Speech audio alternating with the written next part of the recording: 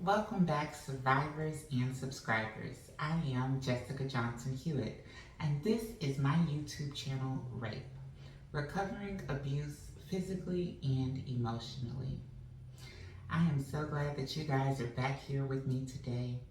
Last week, we took a look at childhood sexual abuse, and I informed you guys that I am a survivor of childhood sexual abuse. Well, this week we're going to be looking at the definitions of rape.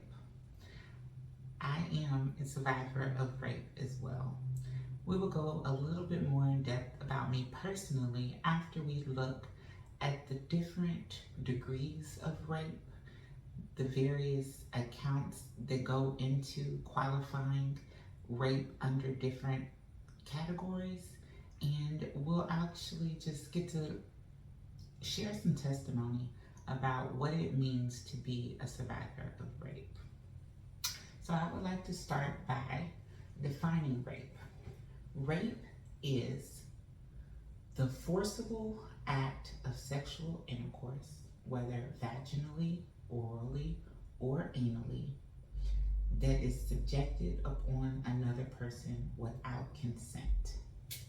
Consent is a very key part of rape. Lack of consent most often equals rape.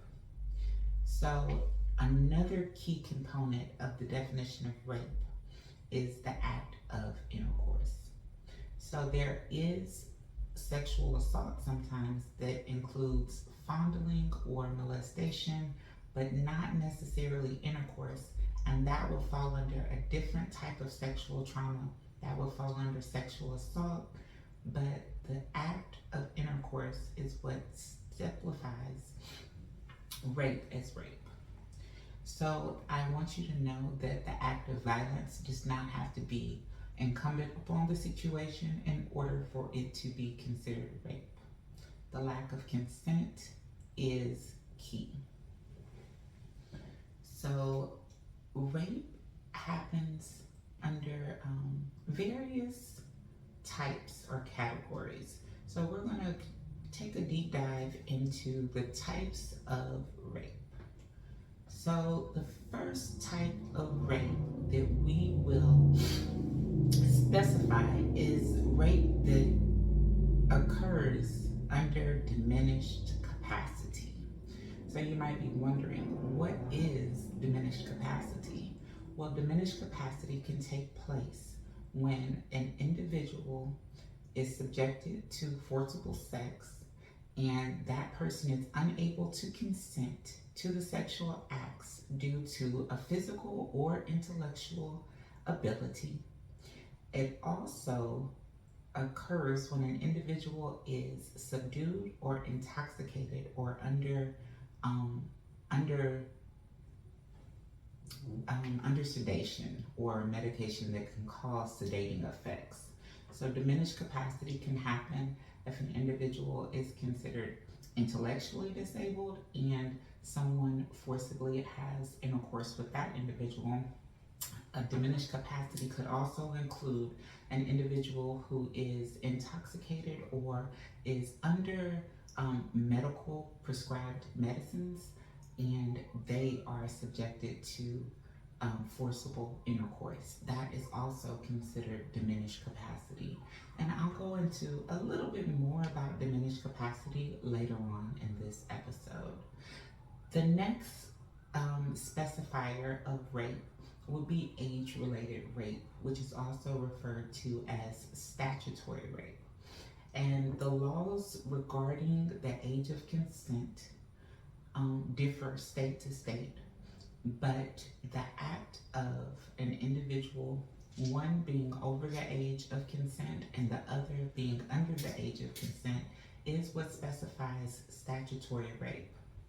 So in these situations, we oftentimes find maybe a young adult, 18 to 20, and they're dating someone who is less than the age of 18, 17, maybe 16, and we oftentimes see that is one of the statutory rape cases that is often seen.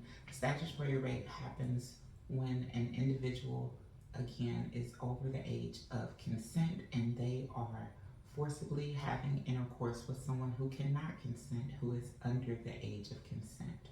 So that is statutory rape. Another type of rape, and this topic of incest can go under both childhood sexual abuse and rape, but incest includes the familiar relationship that exists between the perpetrator and the victim or survivor.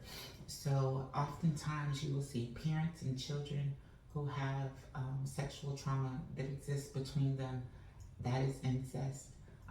Uncles, aunts, nieces, nephews engaging in sexual activity, also incest.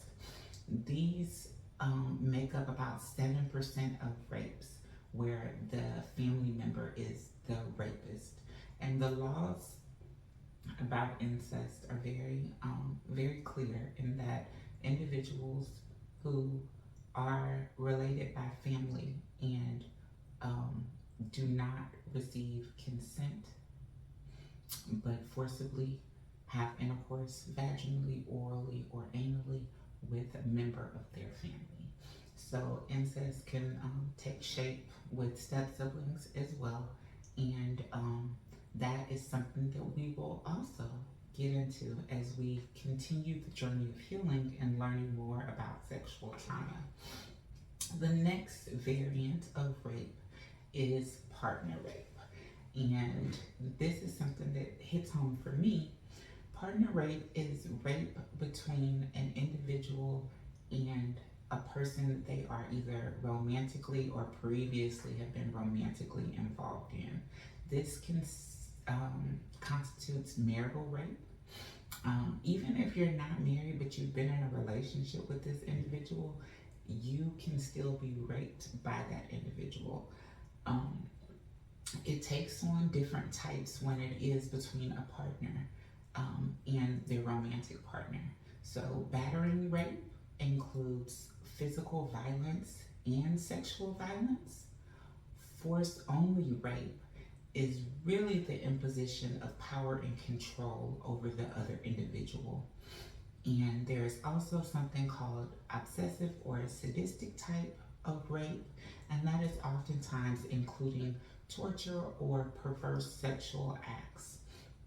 So a partner or spousal rape or marital rape involves a person's partner, and that is a form of rape. Consent can be revoked at any time. Just because you're in a relationship does not mean that you automatically are giving consent to sexual activity. So please know what your boundaries are and allow yourself to use your voice and clarify when is consensual and when it is not. The next type of rape that we will be accounting for is acquaintance rape. And in this age of the Me Too movement, we have found that a lot of people qualify acquaintance rape as date rape, and some people actually don't quantify it. And those individuals sometimes may not recognize that they have been in a sexually traumatic situation because the individual that they were raped by is someone that they were dating or that is an acquaintance. So acquaintance rape involves two people who may be in a social relationship at the time, but one person wields power and control over the other person, whether that be by inducing a chemical agent or a drug into the person's drink or food, or whether this person is on a date and things are heating up and at some point one of the parties declines consent and it is continued without their consent. These are incidences of acquaintance rape, and this happens so often.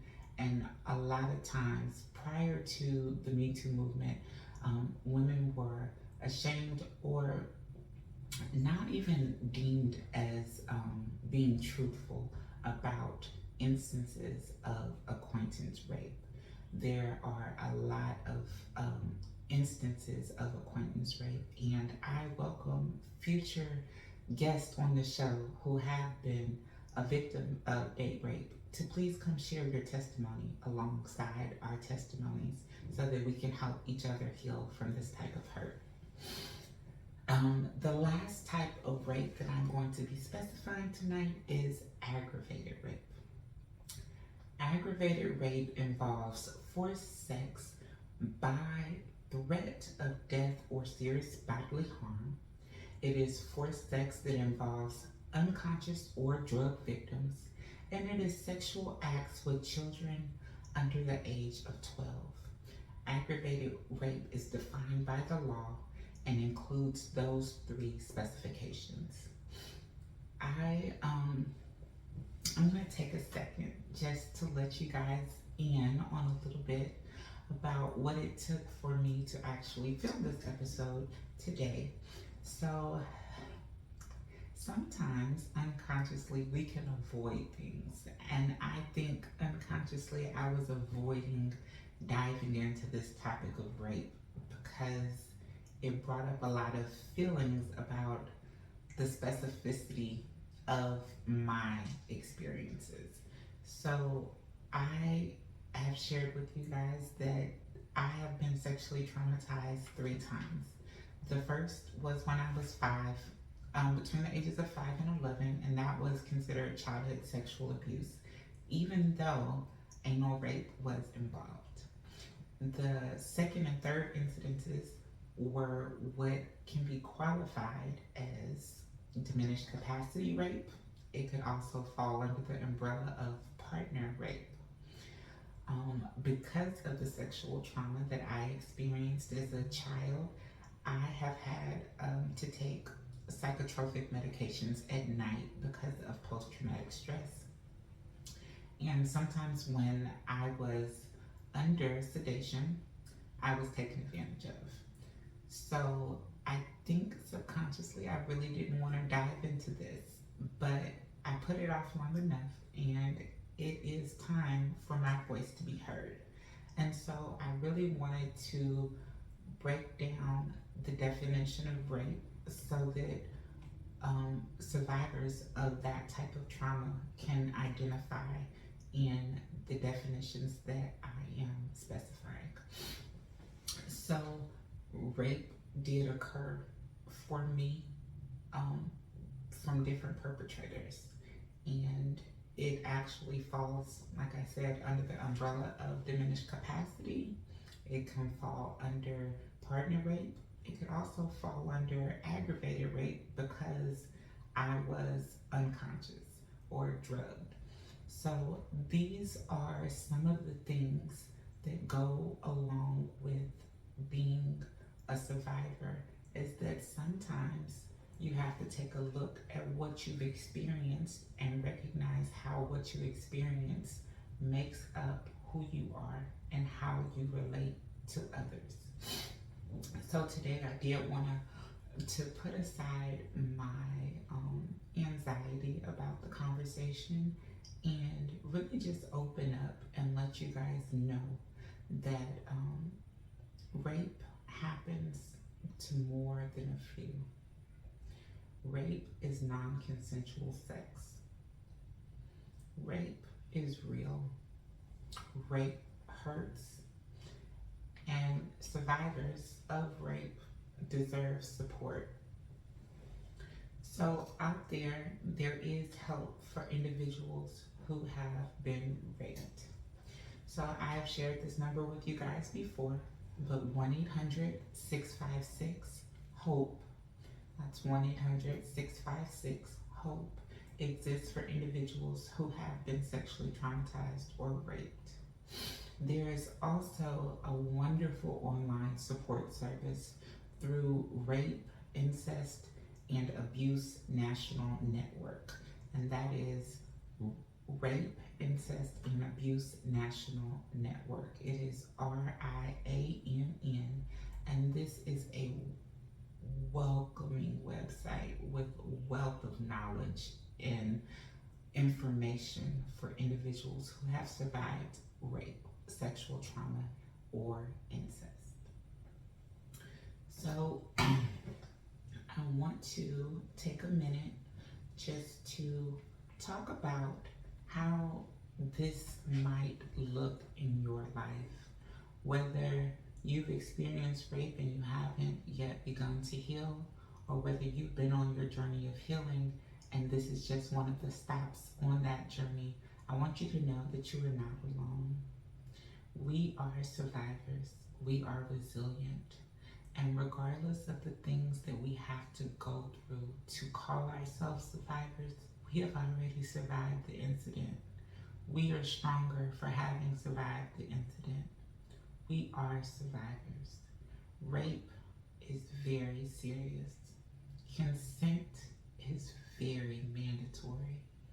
If you've ever been a victim of rape or any form of sexual trauma and you need help, please do not hesitate to either email me at sexualtraumasurvivor@gmail.com, or please reach out to the phone number that I gave earlier. It is 1-800-656-HOPE. So in the latter part of the episodes, we get into the testimony. So right now, I am going to share with you that rape has a lot of consequences for the individual who is raped. I think about the effects that it's had on me as an individual, my family, my life, my profession. I think about how it's impacted my relationships, how it's impacted the trust that I feel and have or share with other people. It impacts the amount of power and control that I feel is necessary to engage in a healthy sexual relationship. I have not always shared the entirety of my story with the people that I love, but I am a victim of marital rape, and that might hurt some people to hear because they know who my husband was. I am the victim of rape in a romantic relationship, and some people will know who that is when I share some footage later on in episodes. But this is not to put their information out there. This is to put my information out there. That occurred and that happened to me. And whether that person has any remorse, sorrow, any regrets about that is unknown to me. But I know that as a survivor of sexual trauma, I have to stand up and I have to use my voice. And I'm sorry if that hurts anybody, but I'm not so sorry because it helps me. If you are scared to identify your perpetrator, or you have been perpetrated by someone who's in your family or somebody that you were romantically involved with, and for whatever reason it brings up shame or guilt on your behalf, I want you to work through it. This is not your fault. Rape is on the fault of the perpetrator, never the victim. So if you feel hurt, ashamed, guilty, feel like, well, maybe I did something to give off the impression of, please don't walk down that road. Instead, join me on the path to healing. We can sort through any of the stuck points or the cognitive distortions that we have in our minds that are not validated. We were the recipients of someone else's misbehavior. It only makes us survivors. We are resilient. When we continue with the courage to heal, we are showing our resiliency. So I want to end this episode. This is not the last time we will talk about rape, but this was the time that we did need to break down the definitions of rape. We will look at the both physical and psychological effects of these different sexual traumas in later episodes. But I do want to say To anybody who now, after hearing the definitions, recognizes that they are a victim of rape, that they are a survivor of rape, you are not alone. Please join us as we meet each week to talk about issues surrounding sexual trauma. This channel is called R.A.P.E because we're covering abuse physically and emotionally after a sexual trauma is very important. I am making this video and YouTube channel for all of the survivors out there. We are not alone. Together we will walk this journey of healing. Join me next week as we look at some of the other forms of sexual trauma. I also want to say that this week on Houston's KHOU Channel 11, I will be featured as an interviewee talking about mental health in the Black community. Please join me on February 23rd and February 25th as I speak to the Houston community about mental health in the Black community.